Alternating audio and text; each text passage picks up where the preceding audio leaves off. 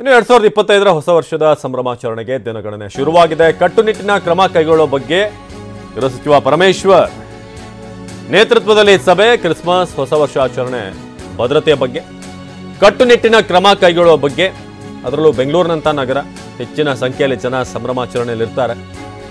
ಹಾಗಾಗಿ ಯಾವುದೇ ಭದ್ರತಾ ಲೋಪ ಆಗದ ಹಾಗೆ ಬೆಂಗಳೂರು ನಗರ ಪೊಲೀಸ್ ಆಯುಕ್ತರ ಕಚೇರಿಯಲ್ಲಿ ಸಭೆ. DG IGP Alok Mohan, commissioner Dayanand, ಎಲ್ಲ ವಿಭಾಗಗಳ ಡಿಸಿಪಿ ಎಸಿಪಿಗಳು ಇವತ್ತಿನ ಸಭೆಯಲ್ಲಿ ಭಾಗವಹಿಸ್ತಾರೆ.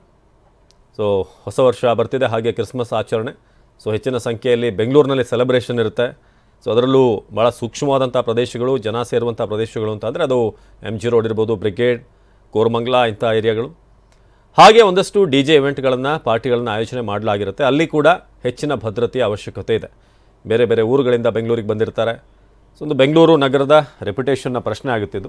ಜೊತೆಗೆ ಕರ್ನಾಟಕದಾದ್ಯಂತ ಏನೆಲ್ಲ ಇವೆಂಟ್ಗಳನ್ನು ಆಯೋಜನೆ ಮಾಡಲಾಗಿರುತ್ತೆ, ಹೆಣ್ಣು ಮಕ್ಕಳ ಸುರಕ್ಷತೆ ವಿಶೇಷವಾಗಿ, ಜೊತೆಗೆ ಎಷ್ಟು ಸಮಯದವರೆಗೆ ಏನೆಲ್ಲ ಒಂದು ಟೈಮ್ ಗೈಡ್ಲೈನ್ಸನ್ನು ರಿಲೀಸ್ ಮಾಡಬೇಕು, ಫ್ಲೈಓವರ್ಗಳನ್ನು ಬಂದ್ ಮಾಡುವಂಥ ವಿಚಾರ ಇರ್ಬೋದು.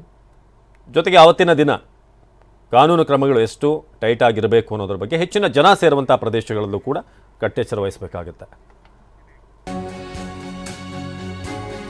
2025ರ ಹೊಸ ವರ್ಷ ಬರಮಾಡಿಕೊಳ್ಳೋದಕ್ಕೆ ಇನ್ನು ಕೆಲವೇ ದಿನಗಳು ಬಾಕಿ ಇದೆ. ಬೆಂಗಳೂರು ನಗರದಾದ್ಯಂತ ಪೊಲೀಸರು ಹೈ ಅಲರ್ಟ್ ಆಗಿದ್ದಾರೆ. ಹೊಸ ವರ್ಷದ ಆಚರಣೆ ಈಗ ಕಟ್ಟುನಿಟ್ಟಿನ ಕ್ರಮ ಅಗತ್ಯ. ಕಟ್ಟುನಿಟ್ಟಿನ ನಿಯಮ ಜಾರಿಗೊಳಿಸಿದಂತ ಆಯುಕ್ತ ದಯಾನಂದ್ ಇತ್ತೀಚೆಗೆ ಭಯೋತ್ಪಾದಕ ಚಟುವಟಿಕೆಗಳ ಹಿನ್ನೆಲೆ ಹೈ ಅಲರ್ಟ್, ಯಾವುದೇ ಅಹಿತಕರ ಘಟನೆಗಳು ನಡೆಯದಂತೆ ಕಟ್ಟೆಚ್ಚರ.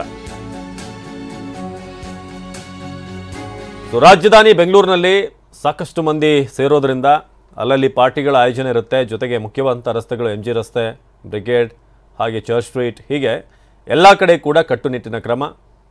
ಭಯೋತ್ಪಾದಕ ದಾಳಿಯ ವಿಚಾರವಾಗಿ ಕೂಡ ನಾವು ಬೆಂಗಳೂರು ಆಗಾಗ ಟಾರ್ಗೆಟ್ ಆಗ್ತಾ ಇರುತ್ತೆ. ಆ ನಿಟ್ಟಿನಲ್ಲಿ ಹಾಗೇನೆ ಭಾಳ ಮುಖ್ಯವಾಗಿ ಈ ಸಂದರ್ಭದಲ್ಲಿ ಗಮನ ಹರಿಸಬೇಕಾಗಿರೋದು ಈ ಮಾದಕ ವಸ್ತುಗಳ ಬಗ್ಗೆ, ಅವುಗಳ ಮೇಲೆ ಕೂಡ ಹದ್ದಿನ ಕಣ್ಣಿಡಬೇಕಾಗುತ್ತೆ. ಈಗಾಗಲೇ CCB ಒಂದಷ್ಟು ಕಾರ್ಯಾಚರಣೆ ಶುರು ಮಾಡಿದೆ. ಬ್ರಿಗೇಡ್ ರೋಡ್, ಚರ್ಚ್ ಸ್ಟ್ರೀಟ್, ಹಾಗೇನೆ MG ರಸ್ತೆ ಎಲ್ಲ ಕಡೆ ಕೂಡ ಕಟ್ಟೆಚ್ಚರ. ಪ್ರಮುಖ ರಸ್ತೆಗಳಲ್ಲಿ ವಾಹನ ನಿಲುಗಡೆ ನಿಷೇಧ ಮಾಡಿದ್ದಾರೆ ಕಮಿಷನರ್. ಪ್ರಮುಖ ಫ್ಲೈಓವರ್ಗಳ ಮೇಲೆ ವಾಹನ ಸಂಚಾರ ಕೂಡ ನಿಷೇಧ ಇರುತ್ತೆ. ಹಾಗೆ ಠಾಣೆಯ ಹೊಯ್ಸಳ, ಚೀತಾಗಳು ಚುರುಕಾದಂಥ ಗಸ್ತು ನಿರ್ವಹಣೆ ಮಾಡಬೇಕು. ಎಣ್ಣೆ ನಶೆಯಲ್ಲಿ ಕಿರಿಕ್ ಮಾಡೋರಿಗೆ ಕಾದಿದೆ ಖಾಕಿ ಟ್ರೀಟ್ಮೆಂಟ್.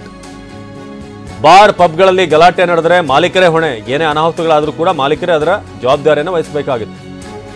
ಜನ ಸೇರುವ ರಸ್ತೆ, ಪ್ರಮುಖ ಪ್ರದೇಶಗಳಲ್ಲಿ CCTV, ಎಲ್ಲ ರಸ್ತೆಗಳಲ್ಲಿ ವಿದ್ಯುತ್ ದೀಪಗಳು ಕರೆಕ್ಟಾಗಿ ವರ್ಕಿಂಗ್ ಕಂಡೀಷನ್ನಲ್ಲಿ ಇರಬೇಕು. ಇದನ್ನು ಎಲ್ಲವನ್ನು ಕೂಡ ತಿಳಿಸಲಾಗ್ತಾ ಇದೆ. ಯಾಕಂದರೆ ಅದು ಸಣ್ಣ ಲೋಪದೋಷ ಆದರೂ ಕೂಡ ಅದೊಂದು ರೀತಿ ರಾಜ್ಯದ ರೆಪ್ಯುಟೇಷನ್, ಬೆಂಗಳೂರಿನ ರೆಪ್ಯುಟೇಷನ್ಗೆ ಒಂದು ದೊಡ್ಡ ಕಪ್ಪು ಚುಕ್ಕೆ ಆಗುತ್ತೆ. ಹಿಂದೆ ಕೂಡ ಕೆಲವೊಂದು ಘಟನೆಗಳು ಆಗಾಗ ಆಗಿರೋದು ನಾವು ನೋಡಿದ್ದೀವಿ.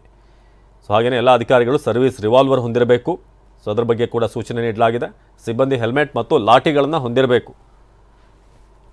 ಇಂಥ ಒಂದಷ್ಟು ರೂಲ್ಸ್ ಹೇಳಲಾಗಿದೆ. ಜೊತೆಗೆ ಹೆಣ್ಣು ಮಕ್ಕಳನ್ನು ಚುಡಾಯಿಸುವವರ ಮೇಲೆ ಕೂಡಲೇ ಕ್ರಮ ಕೈಗೊಳ್ಳಬೇಕು ಅನ್ನೋದ್ರ ಬಗ್ಗೆ ಕೂಡ ತಿಳಿಸಲಾಗಿದೆ.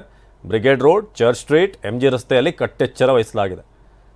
ಯಾರು ಅಸಭ್ಯವಾಗಿ ವರ್ತಿಸ್ತಾರೆ, ಎಣ್ಣೆ ನಶೆಯಲ್ಲಿ ಕಿರಿಕ್ ಮಾಡ್ತಾರೆ, ಅವರೆಲ್ಲರಿಗೂ ಕೂಡ ಖಾಕಿ ಟ್ರೀಟ್ಮೆಂಟ್ ಕಾದಿದೆ. ಬಾರ್ ಪಬ್ಗಳಲ್ಲಿ ಗಲಾಟೆ ನಡೆದರೆ ಮಾಲೀಕರೇ ಹೊಣೆ ಅಂತ ಕೂಡ ಹೇಳಿದ್ದಾರೆ.